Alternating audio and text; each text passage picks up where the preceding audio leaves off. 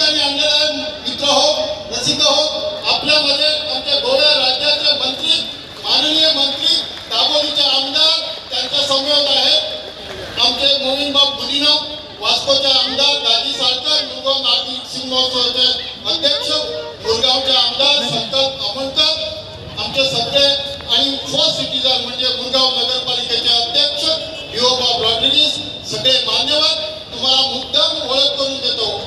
आमचे भाऊ ज्यांना यांचं सुरुवातीचं नाव भालचंद्र कदम, पण ते परिचित आहे आम्हाला सगळ्यांना भाऊ म्हणून. खरंच भाऊ आम्हाला वाटलं नव्हतं की आम्ही एवढे तुमच्या जवळ येऊ, पण या ठिकाणची एक मजा बघण्यासाठी तुम्ही जवळ आलेला आहात. वास्तव मुरगाव नागरिक समितीच्या वतीनं आणि मी थोडंसं प्रस्तावित करतो.